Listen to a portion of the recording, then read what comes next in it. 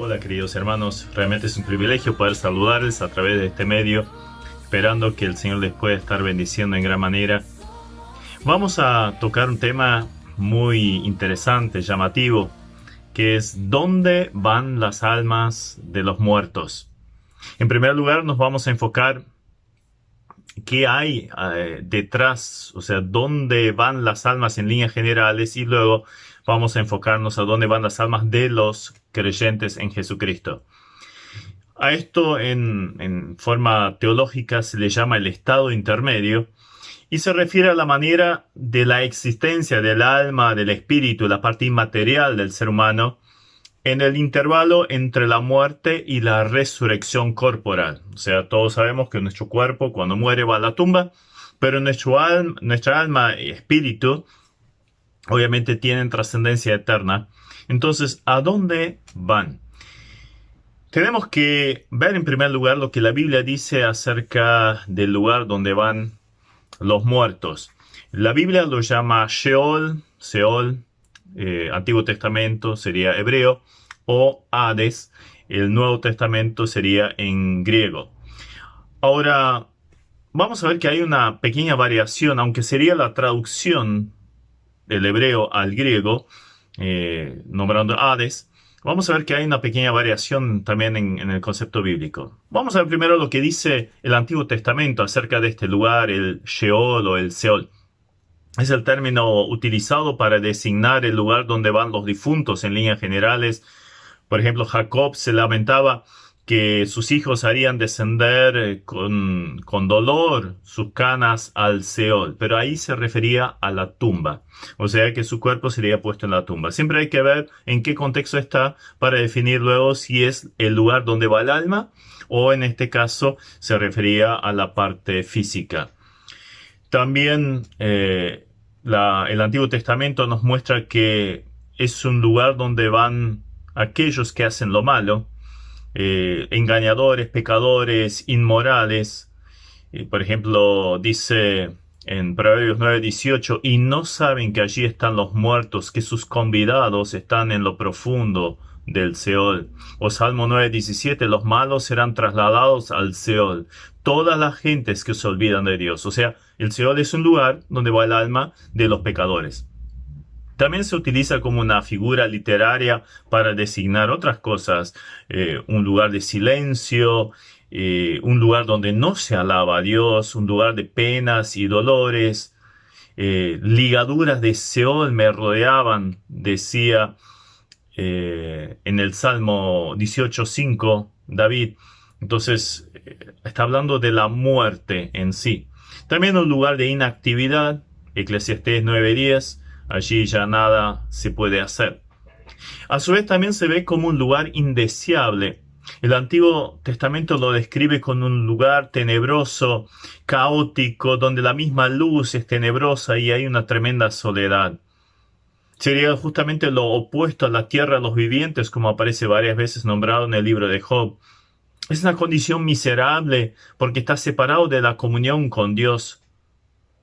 Por los pasajes donde aparece varias veces se puede referir también entonces simplemente a la tumba o el lugar donde van las almas de los difuntos. Habría que hacer ver esa diferencia.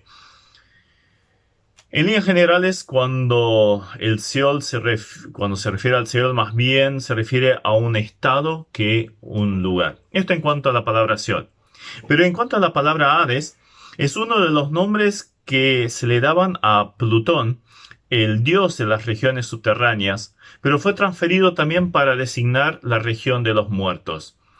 De acuerdo a la filosofía griega, el Hades estaba dividido en dos grandes receptáculos, uno llamado los campos elíseos o elíseos, donde iban los buenos, los benefactores, la gente, los héroes de la patria, tendrían un lugar de bendición. Después estaba el Tártaro, que era el lugar donde iban los malos. Ahora, no pensemos que el Hades, nombrado en el Nuevo Testamento, tome ese concepto de la filosofía griega, La Biblia, el Nuevo Testamento, solo toma la palabra Hades. Eso sí aparece, pero no el concepto filosófico griego de esos dos receptáculos en el más allá. 10 veces aparece ese término en el Nuevo Testamento y también allí no siempre nos ofrece la misma descripción. Contrasta, por ejemplo, con la sublime exaltación, con un abatimiento tremendo con Capernaum. Capernaum, que eres levantado hasta el cielo, hasta el Hades serás abatido. O sea, estaba hablando de destrucción de esta ciudad en la cual se hicieron tantos milagros. También es una muestra de la fuerza del mal que atacaba a la iglesia, como le dijo Jesús allí a Pedro. Y yo también te digo que tú eres Pedro y sobre esta roca edificaré mi iglesia y las puertas del Hades no prevalecerán contra ella. Entonces, se puede interpretar ese pasaje de dos formas: que el reino de la muerte no tiene acceso, no puede atacar, influenciar, afectar a la iglesia, o también al revés, y esta es la interpretación que creo más conveniente, que en el hecho de que la iglesia avance, que se conquiste territorio enemigo, o sea, almas sean salvadas, entonces el Hades no prevalece contra el avance de la iglesia. O sea, hay cada vez menos almas que tienen que ir al Hades porque son rescatadas por la salvación en Jesucristo. Vamos a leer uno de los pasajes más claros respecto a este término de la expresión Hades. Es la historia que contó Jesús acerca del hombre rico y Lázaro. Esta la encontramos en Lucas el capítulo 16 y vamos a leer a partir del versículo 19. Había un hombre rico que se vestía de púrpura y de lino fino y hacía cada día banquete con esplendidez. Había también un mendigo llamado Lázaro que estaba echado a la puerta de aquel, lleno de llagas, y ansiaba saciarse de las migajas que caían de la mesa del rico, y aun los perros venían y le lamían las llagas. Aconteció que murió el mendigo y fue llevado por los ángeles al seno de Abraham, y murió también el rico y fue sepultado. Y en el Hades, ahí tenemos la expresión más clara al respecto, alzó sus ojos, estando en tormentos, vio de lejos a Abraham y a Lázaro en su seno. Entonces él, dando voces, dijo: Padre Abraham, ten misericordia de mí, y envía a Lázaro para que moje la punta del dedo en agua y refresque mi lengua, porque estoy atormentado en esta llama. Pero Abraham le dijo: Hijo, acuérdate que recibiste tus bienes en tu vida, y Lázaro también males, pero ahora éste es consolado aquí y tú atormentado. Además de todo esto, una gran cima está puesta entre nosotros y vosotros, de manera que los que quisieran pasar de aquí a vosotros no pueden, ni de allá pasar acá. Entonces le dijo: Te ruego pues, Padre, que le envíes a la casa de mi padre, porque tengo 5 hermanos, para que les testifique a fin de que no vengan ellos también a este lugar de tormento. Y Abraham le dijo: A Moisés y los profetas tienen, óiganlos. Él entonces dijo: No, padre Abraham, pero si alguno fuera a ellos de entre los muertos se arrepentirán. Mas Abraham le dijo: Si no oyen a Moisés y los profetas, tampoco se persuadirán, aunque alguno se levantare de los muertos. El Hades como palabra también aparece en Apocalipsis 6, 8, 20, 13 y 14, donde hace una clara referencia al lugar donde habrían ir los incrédulos, los que no creyeron y que son juzgados en la tribulación o después de la tribulación por sus pecados. Tras el juicio del trono blanco, aún el Hades, ese receptáculo, es lanzado al infierno. Muy interesante este concepto. Ahora bien, tenemos la definición de lo que es Hades, lo que es Seol, pero ¿dónde se va el creyente cuando muere? No nos estamos refiriendo al cuerpo, nos estamos refiriendo a su alma, a su espíritu. Ha habido y sigue habiendo mucha controversia en cuanto al lugar y el estado en que se encuentra el creyente al morir. Por lo tanto, tenemos que ver con claridad lo que la Biblia dice al respecto. Sigue habiendo enseñanza en el cristianismo, por un lado, que Cristo haya descendido en su muerte al infierno allí antes de su resurrección. Esto está en el rezo o en el credo católico. Pero aún en el campo evangélico se encuentra un poquito esa enseñanza que Jesucristo en el momento cuando murió, eh, su alma fue al Hades y de ahí llevó a los creyentes, a los fieles del Antiguo Testamento, los llevó al cielo. Y esto se le llama el seno de Abraham o paraíso. Pero no encontramos tal enseñanza en la Biblia. Ambos conceptos están ligados con la filosofía griega de la cual hablamos, la cual enseñaba esos dos receptáculos dentro del Hades. Pero no es un concepto bíblico. Vemos claramente que en el Hades estaba el hombre rico, que evidentemente era un hombre pecador. Pero Lázaro había ido a otro lugar, lejos de ahí. Por lo tanto, vamos a analizar un poquito cuál es la realidad del alma o el espíritu del creyente. ¿Dónde van cuando mueren? En primer lugar, tenemos que enfocarnos a lo que es la posición del creyente. Él está en Cristo, como varias veces aparece en las cartas, sobre todo del apóstol Pablo. Es una unidad inseparable con el Señor. Él es la cabeza, el creyente o los creyentes, el cuerpo. Entonces, evidentemente está tan ligado a Él. Entonces, ya por ahí pareciera absolutamente imposible que fuera a ese lugar llamado Hades, sino que evidentemente va donde está la cabeza. ¿Dónde está la cabeza? En el cielo. Sabemos que Jesús está en el cielo. ¿Qué lugar es a donde va el creyente? Ya de entrada queremos afirmar que todo creyente de todas las épocas, todos los que han creído en Dios, en Jesucristo, después de su muerte, su alma pasa a estar inmediatamente en el cielo. Entonces, ningún creyente va al Hades. Hay varios pasajes que lo confirman. Jesús, recuerdan cuando estaba allí en la cruz y tenía los malhechores a los costados, y uno de ellos evidentemente creyó en el Señor y Jesús le dice, de cierto, todavía hoy estarás conmigo en el paraíso. ¿Jesús a dónde fue? Al cielo. Entonces, ¿dónde está el paraíso? En el cielo. Esto se confirma también por la experiencia esta tan extraordinaria que había tenido el apóstol Pablo en 2 Corintios 12, 2 y 4. Dice, conozco a un hombre en Cristo que hace 14 años, ¿sí en el cuerpo? No lo sé. Si fuera el cuerpo, no lo sé, Dios lo sabe. Fue arrebatado al tercer cielo, es el cielo de Dios.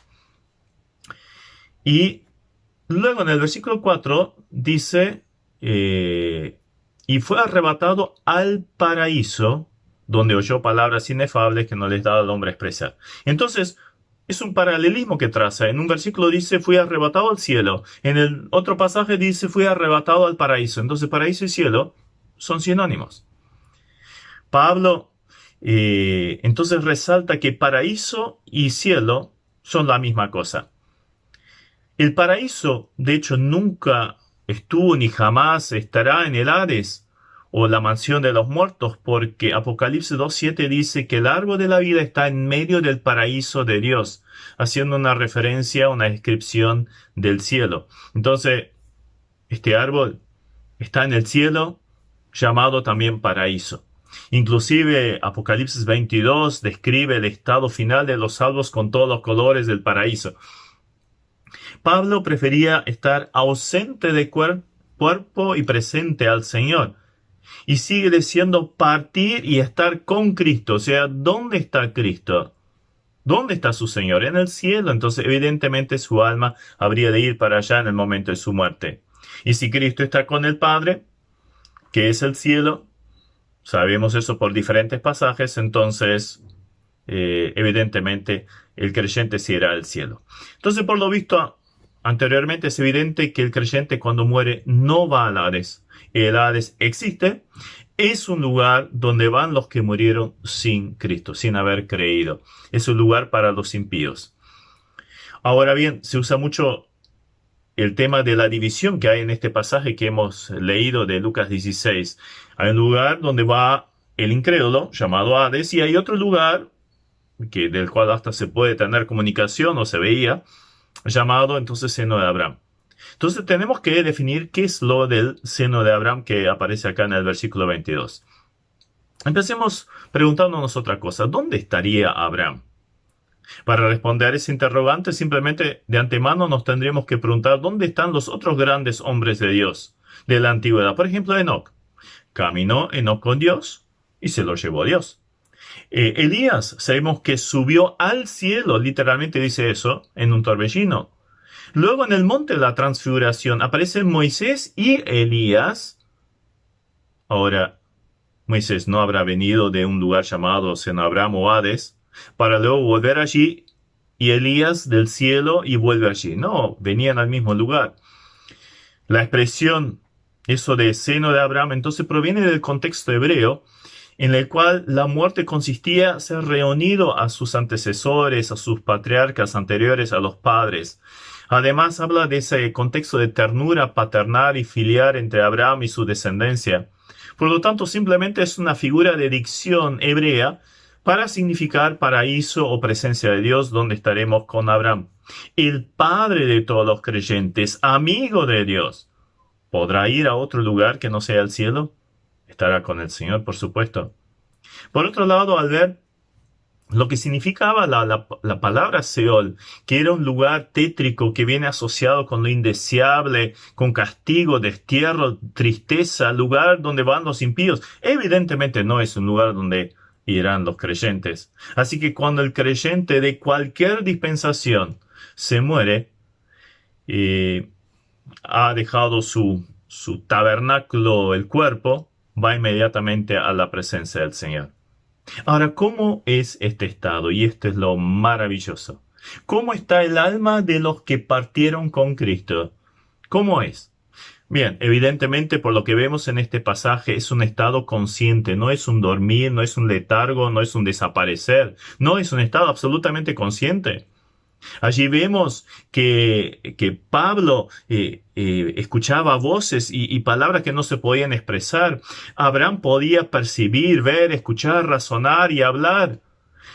Entonces vemos que Lázaro estaba en un estado de felicidad. Cada uno entonces estaba en plena posición de sus facultades. Podía pensar, ver, oír, hablar, recordar, razonar, sentir. Eran las mismas personas con todo su bagaje de recuerdos y conocimiento que ahora obviamente estaban en perfección. A su vez es un estado en el cual se reconoce a los demás. Eso lo vemos justamente en esta historia.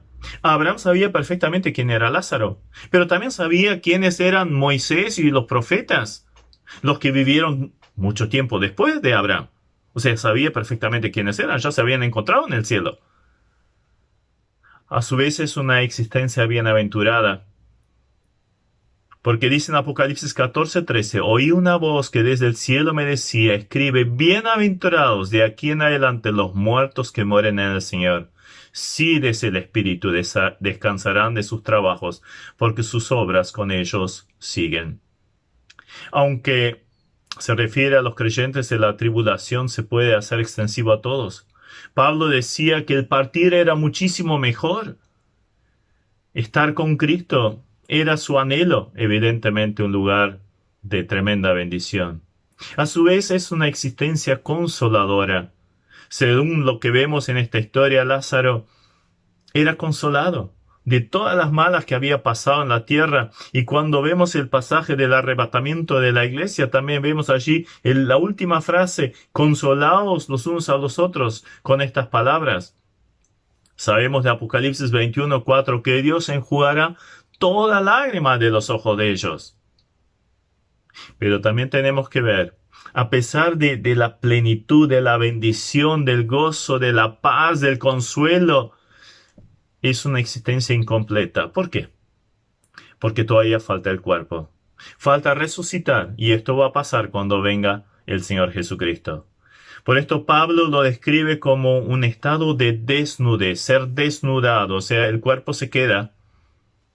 Y dice, preferiría ser revestido. O sea, en la venida del Señor Jesucristo, en el arrebatamiento, este cuerpo físico toma inmediatamente el cuerpo glorioso espiritual. No sabemos cuándo va a ser, pero evidentemente puede ser muy pronto. Pero para los que hemos perdido algún ser querido que ha pasado a la presencia de Dios, por haber creído en Jesucristo, solo podemos gozarnos Este ser querido está perfecto, está maravilloso, está gozando, está en paz. Recuerda, seguramente, sabe quiénes somos nosotros y reconoce a los que ya partieron. Ahora los santos ya están en la gloria, pero todavía no están glorificados. Pero llegará el momento en que estos se van a unir. Qué maravillosa esperanza que tiene el creyente. Qué seguridad, qué consuelo saber que los que han partido están bien. Como dice el himno, con mi alma está bien. Y espero que sea también tu realidad. Dios te bendiga y también que estas palabras sirvan para consuelo para todos aquellos que han perdido a alguien o los que están cerca de pasar a la eternidad. Dios te bendiga.